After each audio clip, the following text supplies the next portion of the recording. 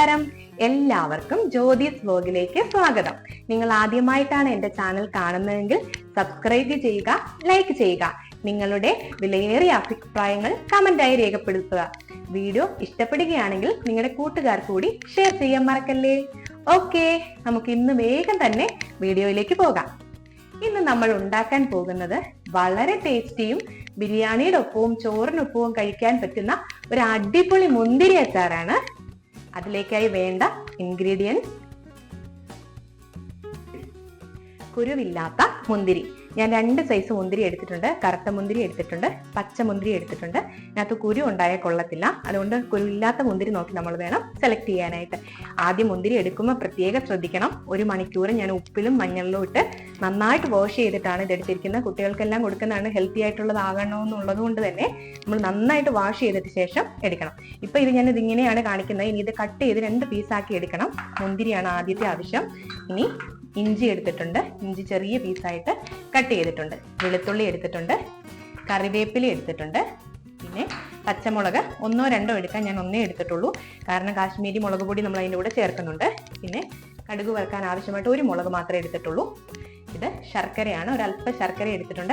ഈ മുന്തിരിങ്ങ എന്ന് പറയുന്നത് മധുരമുള്ളതും പുളിയുള്ളതുമാണ്. സാധാരണ 1 മുന്തിരി വീതം 1 മുന്തിരി സൈസാണ് നമ്മൾ എടുക്കാറുള്ളത്. ഞാനിത് 2 സൈസ് മുന്തിരി എടുത്തിട്ടുണ്ട്, കാരണം ഈ പച്ച മുന്തിരിക്ക് അല്പം പുളിയുള്ളതാണ്, ഇതിനല്പം മധുരമുള്ളതാണ്. അപ്പോൾ 2 കൂടെ ആകുമ്പോൾ വളരെ ടേസ്റ്റിയാണ്, കുട്ടികൾക്ക് ഭയങ്കരമായിട്ട് ഇഷ്ടപ്പെടും.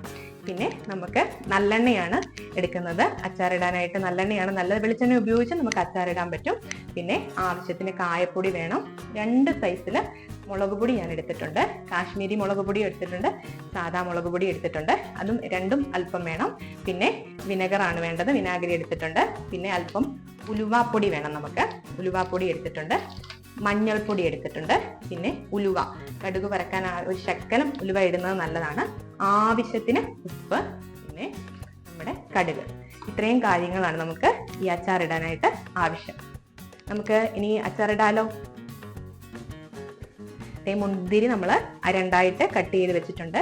അടുപ്പ് കത്തിച്ചിട്ടുണ്ട്. ഇനി നമുക്ക് കടുക് വറക്കാം. ഒരല്പം കടുക് ഇതിലേക്ക് ഇട്ട് കൊടുക്കുന്നു.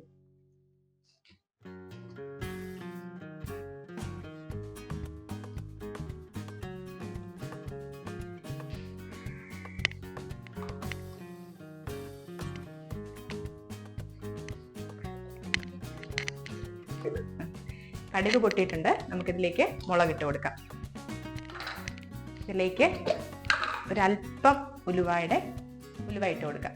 ഉലുവ പൊടി ലാസ്റ്റ് ഇച്ചിരി ചേർക്കുന്നുണ്ട്, അതുകൊണ്ട് 2 ഉലുവ നമ്മൾ ഇട്ട് കൊടുത്തിട്ടുണ്ട്. ഒന്ന് മൂക്കുമ്പോഴേക്കും നമുക്ക് ഇതിലേക്ക് അരിഞ്ഞു വെച്ചിരിക്കുന്ന ഇഞ്ചി ചേർത്ത് കൊടുക്കാം.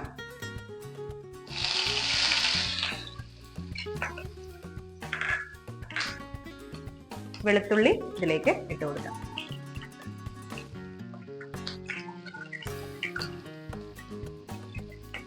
നന്നായിട്ട് ഇളക്കി കൊടുക്കാം.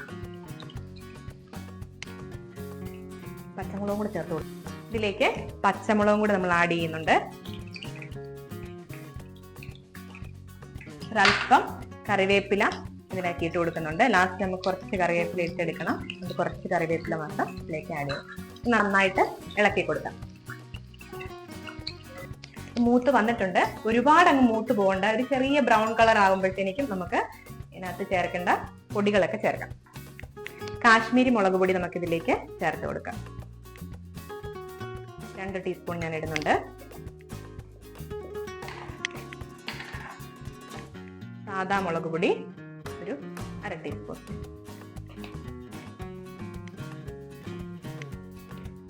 അല്പം മഞ്ഞൾപ്പൊടി. മഞ്ഞൾപ്പൊടി ഇടുമ്പോഴത്തേനും അച്ചാർ കൂടുതൽ ദിവസം കേട് കൂടാതിരിക്കാനായിട്ടാണ് നമ്മൾ മഞ്ഞൾപ്പൊടി ചേർക്കുന്നത്. അല്പം ഉലുവാപ്പൊടി. ഉലുവ നമ്മൾ ഇച്ചിരി ചേർത്തിട്ടുള്ളത് കൊണ്ട് അല്പം ചേർത്താൽ മതി. ഇനി നന്നായിട്ട് ഇളക്കി കൊടുക്കുക. ഞാൻ സിമ്മിലാണിപ്പോൾ വെച്ചേക്കുന്നത്. മസാലയെല്ലാം ചേർക്കുമ്പോഴത്തേക്കും നമ്മൾ സിമ്മിലിട്ട് വേണം മൂപ്പിക്കാനായിട്ട്, അല്ലെങ്കിൽ ഒരുപാട് മൂത്ത് പോകും. നമുക്ക് ഇതിലേക്ക് പാകത്തിനുള്ള ഉപ്പിട്ട് കൊടുക്കാം. നന്നായി ഇളക്കി കൊടുക്കാം. ഉപ്പ് ആവശ്യമുണ്ടെങ്കിൽ ഇച്ചിരി ചേർക്കാം. ഞാൻ ഇത്ര ഉപ്പാണ് ചേർത്തിരിക്കുന്നത്. ഇനി നമുക്ക് മുന്തിരിങ്ങ ഇതിലേക്ക് ഇട്ട് കൊടുക്കാം.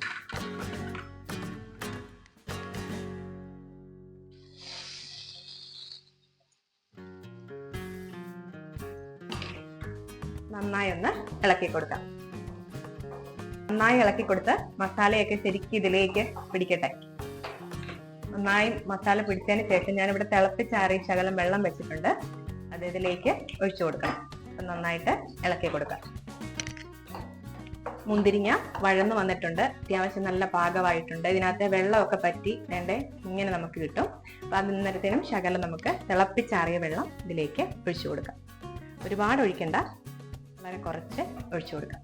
എന്നിട്ട് നന്നായിട്ട് ഇളക്കി കൊടുക്കുക. വീണ്ടും നമുക്ക് ഇച്ചിരി കൂട്ടി വെക്കാം.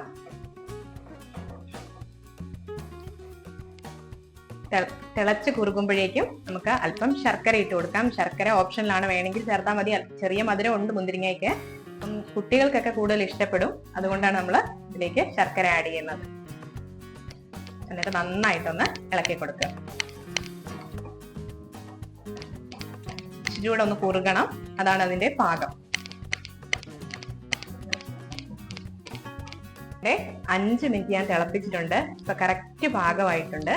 അതിലേക്ക് നമുക്ക് അല്പം വിനാഗിരി ഒഴിച്ചു കൊടുക്കാം. വിനാഗിരി ഒഴിക്കുകയാണെങ്കിൽ കുറച്ച് ദിവസം കേടുകൂടാതെ നമുക്ക് സൂക്ഷിക്കാനായിട്ട് പറ്റും. ഫ്രിഡ്ജ് വേണമെങ്കിൽ അങ്ങനെ സൂക്ഷിക്കാം. പുറത്താണെങ്കിലും ഒരു 3-4 ദിവസം വരെ നമുക്ക് കേടുകൂടാതെ ഉപയോഗിക്കാം. നന്നായിട്ട് ഇളക്കി കൊടുക്കുക. ലാസ്റ്റായിട്ട് ഞാൻ കായപ്പൊടി ചേർക്കുന്നുണ്ട്. കായപ്പൊടി ലാസ്റ്റ് ചേർക്കുന്നതാണ് നല്ലത്. അപ്പോൾ ആ മണവും അതിൻ്റെ ആ ഒരു ഇതൊക്കെ ഇതിനകത്ത് നിൽക്കും. എന്നിട്ട് ഇളക്കി കൊടുക്കുക.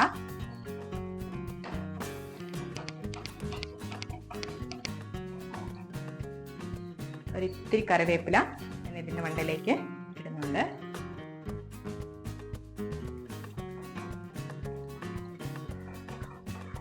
എല്ലാം ചേർന്ന് റെഡി ആയിട്ടുണ്ട്. ഉപ്പും പുളിയും എല്ലാം കറക്റ്റ് ആയിട്ടുണ്ട്. ഇനി നമുക്ക് ഒരു ബൗളിലേക്ക് മാറ്റാം. ഇത് നമുക്ക് ബൗളിലേക്ക് സെർവ് ചെയ്യാം.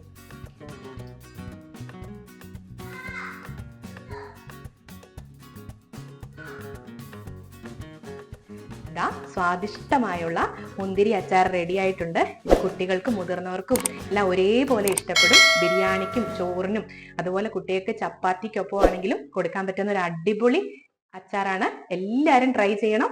വീഡിയോ ഇഷ്ടപ്പെട്ടെങ്കിൽ ലൈക്ക് ചെയ്യണം, ഷെയർ ചെയ്യണം, സബ്സ്ക്രൈബ് ചെയ്യണം. നിങ്ങളുടെ കൂട്ടുകാർക്ക് കൂടി ഷെയർ ചെയ്ത് കൊടുക്കണം. നാളെ പുതിയൊരു വിഭവമായി കാണാം. Okay, thank you.